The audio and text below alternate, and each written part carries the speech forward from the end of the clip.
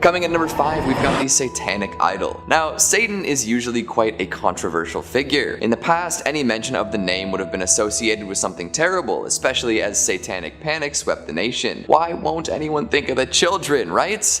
We love to assign weird moral values to stuff to ensure our political weight can be thrown around, but I'm getting off topic. These days, the jury is out on Satan. Many folks love the guy and worship him as ardently as anyone else would worship their deities. Some say he's a more forgiving figure than plenty of other gods and demigods. However, this idol doesn't seem to be associated with that end of the satanic spectrum. This one comes from the bowels of hell and brings with it misfortune and terror, or so they say. Let's take a look at this interesting oddity. With a misshapen horned head, piercing blue eyes, and a strange, unnaturally slim body, this doesn't necessarily look like the powerful demon most folks would assume is Satan. Artists can take liberties with the things they create, so don't write it off simply based on its looks. Apparently, a young hunter had been scavenging through the woods in Connecticut when he stumbled upon this cursed idol. He didn't really know what to do with it, but he took it along just as well. Soon after coming into possession of this horned artifact, he ran into an old man in dark robes, one telling tales of doom and horror. This, of course, spooked the hunter, who discussed this interaction with his friends. Eventually, after some sleepless nights and anxiety, he was put in contact with the Warrens, who came by to evaluate the idol. They deemed it haunted indeed and took it off the poor guy's hands. I'm sure he was very glad to be free of it. Ed and Lorraine strapped the devil thing in and brought it back to their museum, where it still remains. So if you ever get a hankering for some devil worship or really want to look into some Gollum-esque blue eyes, you know where to go. Just be careful. That cloaked man in the woods is said to have been a worshipper of Satan, using the idol in dark and terrible rituals. I'm sure it's safe in the museum, but who knows. Coming in number 4, we've got the toy monkey. What is it about old school toys that makes them so creepy? Like, at some point in history, every single toy maker decided it was time to stop making them look that way and move on to much cuter, cuddlier, cooler, and overall less frightening things. Maybe tastes changed, or folks just collectively woke up to the fact that they were letting their kids play with nightmare objects, but regardless of the reason, I'm glad we've left these designs in the past. Dredging up these figures makes for some good spooky times though, right? Take this toy monkey for example. Would you buy your kids something like this these days? I'd wager no, and for good reason. Not only is it unsettling to look at, plenty of similar monkeys have been featured in the spookiest of scenes across Hollywood, but there's a lot of dark energy imbued in this particular monkey. The one at the Warrens Museum is said to carry a terrible curse. Hell, it was even featured in Annabelle Comes Home. So what does a little monkey have to do to earn such a reputation? Well, this one seems to stalk people, torment them,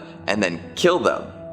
Oh no. Imagine this thing suddenly appearing in your life one day, then as time went on it started popping up in places you know you didn't leave it. Little monkey cymbals might be heard crashing in the middle of the night, and disembodied shuffling can keep you from sleeping. All that's creepy, but it's still just a toy, right? Hold up. Did its eyes just glow? That is some monkey business I want no part of. But hey, at least this one in particular is locked away and not to be recirculated into the general population of antique monkey toys. Well, for now anyway. Coming in number 3, we've got the Shadow Doll. Now, we've all got a particular cursed doll in mind when it comes to the Warrens, and now she's the star of a major motion picture franchise, so it seems that she's always gonna come in first. But there is another doll at the museum that should elicit at least the same amount of fear. That's right, I'm talking about the Shadow Doll. This thing is downright butt ugly. Like, Annabelle as an OG Raggedy Annie is kinda creepy, and they had to make sure they punched up the creepiness with some porcelain features and unnerving eyes for the movie. But if they made a movie featuring the Shadow Doll as is, I think they might actually have to make it less creepy. For real.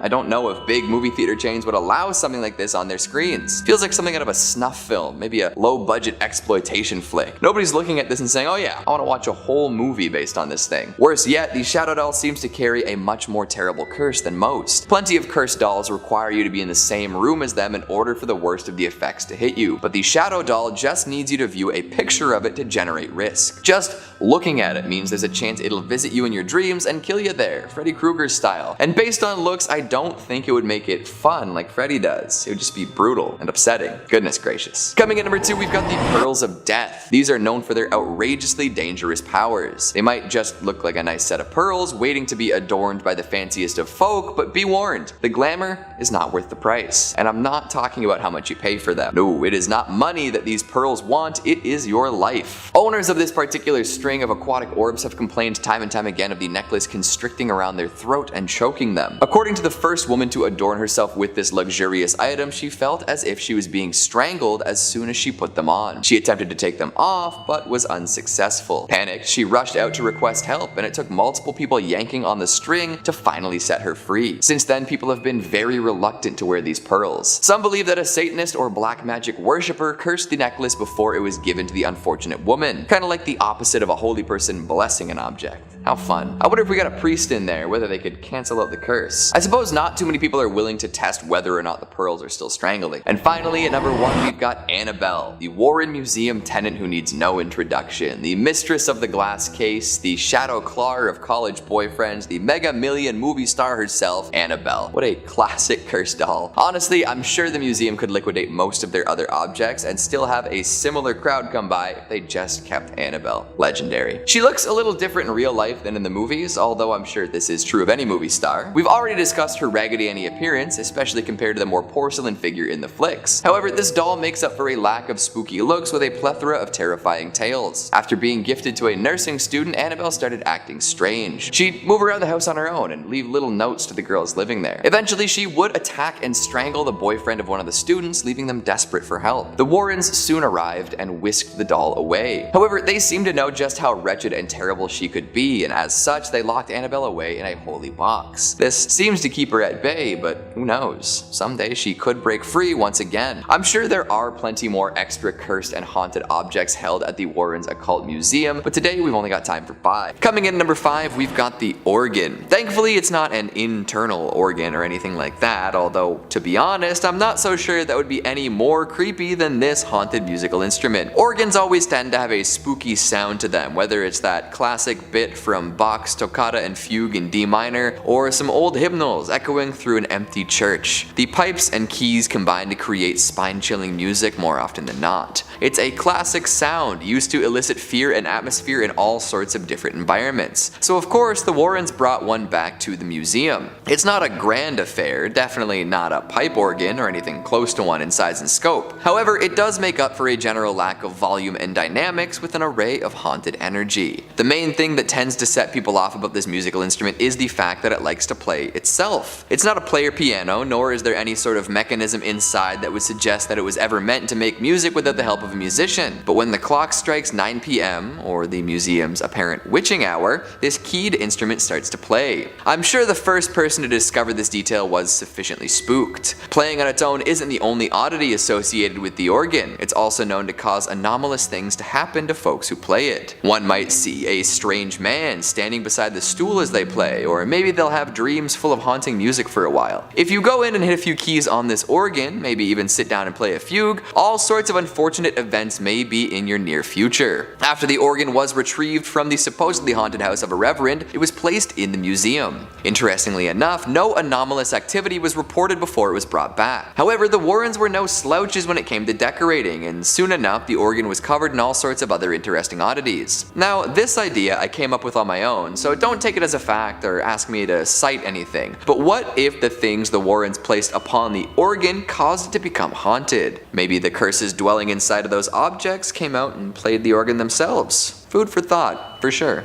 Coming in number 4, we've got human skulls. Speaking of objects that may or may not be cursed but also make for great decorations, the Warrens had quite the collection of human head tops. The pearly white bone matter that makes up the shield for our most important organ. That's right, plenty of human skulls in the museum. And not just for archaeological and medical purposes, these were skulls supposedly used in different satanic rituals. Oh boy. There's one in particular that stands out thanks to its interesting coloration and decorations. The eye sockets are painted bright pink and really pop, and some of the teeth are a yellowy gold, and there is a large star adorning most of the skull's forehead. It's placed on an ornate stand among a plethora of other spooky knickknacks. I guess I shouldn't really be comparing a human skull to a knickknack, but here we are. Now, like I said before, the human skulls accumulated by the Warrens were supposedly used in satanic rituals quite a few times. I can't really elaborate on exactly what that would look like, but the fact that they were there means that it's possible the skulls are now cursed. The demons contacted during said rituals could have left some sort of residual energy in and around the skulls, especially because they did originate from from humans. Folks have been terrified of satanic rituals for ages, often using them as shorthand for scary, morally depraved activities. We might not be able to figure out exactly what happened with these skulls, but they definitely hold some sway over folks who might visit the museum.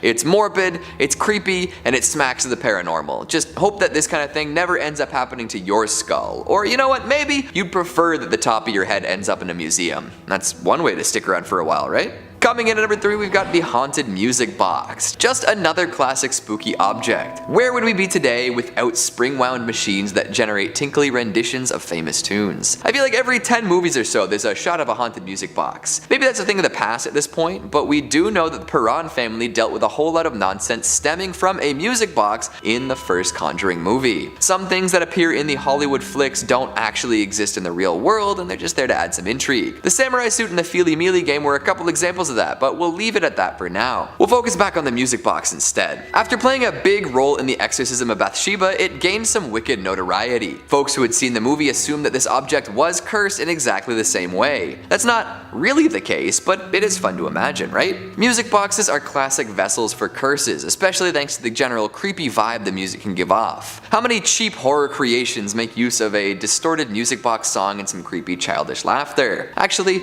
keep the number to yourself, I already know it's way up there. Coming in number 2, we've got the white dress. Another urban legend staple, white dresses tend to show up in ghost stories often. Murdered brides, young women gone too soon, mothers who outlive their children, the works. It's hard to pin down where the phenomenon started, but we do know that it's timeless and effective. So of course, there's a haunted white wedding dress at the Warren Occult Museum. I'd be disappointed if there wasn't. In the Conjuring franchise, this dress is said to compel any who wear it to kill their fiancé. However, that's just more movie magic. There's no such tale actually associated with the museum. However, they do display a bridal gown, veil and all, and there is a supposed story that goes along with it. It's meant to represent the White Lady of Union Graveyard in Connecticut. A classic urban legend that we've definitely touched on here before, it's the tale of an unfortunate soul who roams the roads at night, causing accidents and freaking out motorists. Apparently one time she even materialized and put a dent in someone's fender. Unfortunately, the white dress in the museum isn't actually from the White Lady or anything related to her. It's just meant to represent the legend, add a little bit of class to the joint. Because who doesn't love looking at a pretty white dress? And finally, at number 1, we've got the Conjuring Mirror. To cap things off, we'll talk about a particularly spooky reflective surface, the Conjuring Mirror. No relation to the actual Conjuring films though, so far anyway. This is one that has a truly terrifying story attached to it. The idea of mirrors as portals to other worlds is well documented, with different cultures around the world coming to similar conclusions about these shiny planes. People often see things they wish they hadn't in a mirror, which is especially true of the one at the Warren Occult Museum. It's said that if you look into it for long enough, you'll start to see conjured spirits. In fact, the mirror apparently does its best to conjure these spirits upon the user. The story goes that Ed and Lorraine came into possession of it after its previous owner stared into the mirror for weeks on end. For a while nothing happened, but eventually it conjured up a series of faces and figures so gruesome and horrifying that the man lost his mind entirely. Coming in at number 5, we've got a vampire coffin. Say what? The resting place of an undead bloodsucker?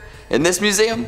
Well, what happened to the previous tenant? Was it forceful eviction, or maybe a what we do in the shadows scenario where a vampire hunter snuck in through the basement and exposed an ancient vampire to sunlight? Regardless of how they came into possession of this burial box, the story probably isn't too pleasant. Still though, what a find. According to Ed and Lorraine, the coffin once belonged to a modern-day vampire, but they didn't really elaborate too much on the details. That kind of vagueness just makes me want to know more, you know? Unfortunately, that story may have died with the famous couple, but we can definitely consider a whole plethora of options. There are all sorts of implications that come along with someone claiming to possess a vampire's coffin. How modern are we talking here? Were there other vampires in this one's undead community? Are they trying to blend in with the rest of society at this point, or is it a John Carpenter's vampires scenario where they're looking for more blood than ever? There haven't been too many sightings of vampires lately, at least by my count, so one has to wonder what's been going on. Twilight is trending again, so there's gotta be some sort of vampiric element in the air. A couple more months till October and then we'll know for sure. I wonder if there's anything inside the Warren's coffin. I guess we can't really check at this point, but hey. If anyone has visited or seen someone open the coffin, would you be so kind as to drop the details down in the comments? I'd love to know if there are any rosaries, fangs, or vampire bones left behind. Maybe even some scorch marks that might suggest that the vampire did indeed get burned. gosh, a modern vampire. I wonder if they like video games or watching sports on TV. Coming in number 4, we've got cursed photographs. Cue the Nickelback jokes. Look at this photograph. Every time I see it makes me suffer.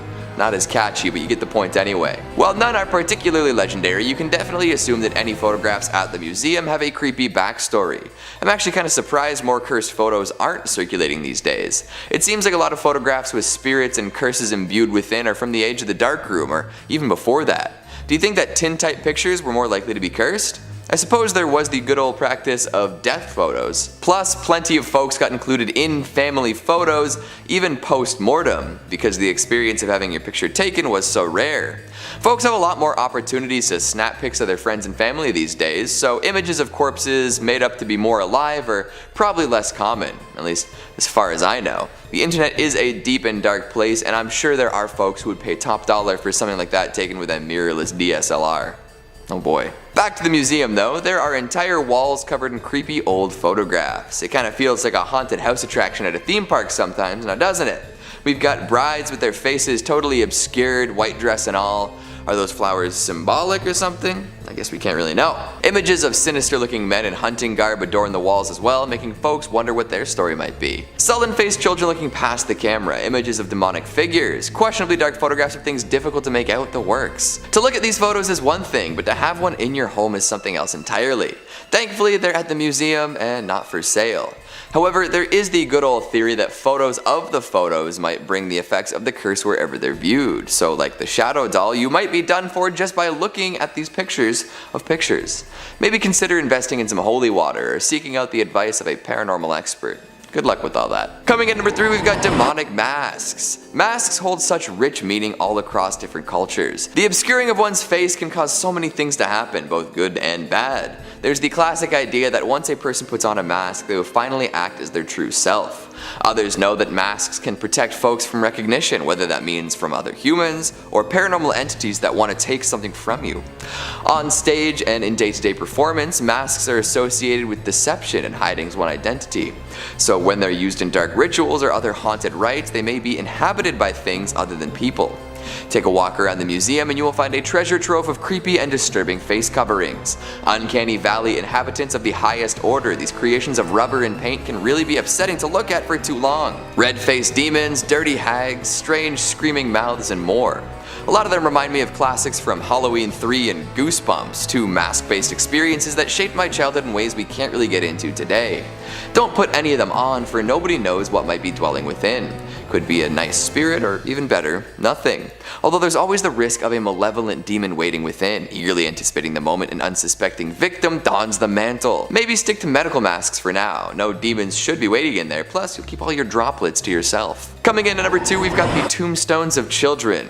Yes, you heard that correctly. The Warrens had a collection of grave markers meant to sit above children who passed on. Now, in their defense, apparently these had been collected after they exorcised some demons raised through satanic rituals. The tombstones were not originally moved by the Warrens, but by those who would perform these dark deeds. The Warrens simply took them to the museum after all was said and done, likely in an attempt to prevent others from using them in further rituals. Definitely a strange collection to have, all things considered. Is there something about a child's tombstone that makes it extra potent for ritual use? I wonder what the rationale is behind that other than sounding extra taboo. And finally at number 1, we've got a haunted brick. On its own, a brick doesn't seem so bad. It's just a bit of dried clay, that's all. But this brick is special. It was taken from Borley Rectory, also known as the most haunted building in England. This home, built for the rector of the Borley parish, had gained quite a bit of notoriety before burning down and being demolished. After it was built, many claimed that it was haunted by a number of spirits. These claims multiplied when a paranormal investigator published an account of his visit in the Daily Mirror. From there, many more folks decided to see what all the hype was. People claimed to see little Victorian boys roaming the grounds, only to disappear without a trace. Cars have been assailed by phantom thumps, and ghost lights shine brightly in their mirrors. But why would a building built for a rector be haunted from day one? Well, there's an ancient rumor that Borley Rectory was built upon the same grounds that the Benedictine monastery once stood. It was here that a monk and a nun partook in a forbidden relationship, eventually culminating in their untimely deaths. Since then, their presences have been felt all over the grounds, causing bells to ring without anyone around, recording equipment to malfunction, candlesticks to be thrown, and animals to be spooked. The rectory and the monastery are gone now, but the Warrens did procure a piece of the famously haunted place before it fell. One has to wonder how much haunted energy is still imbued in this brick. Would you be willing to pick it up?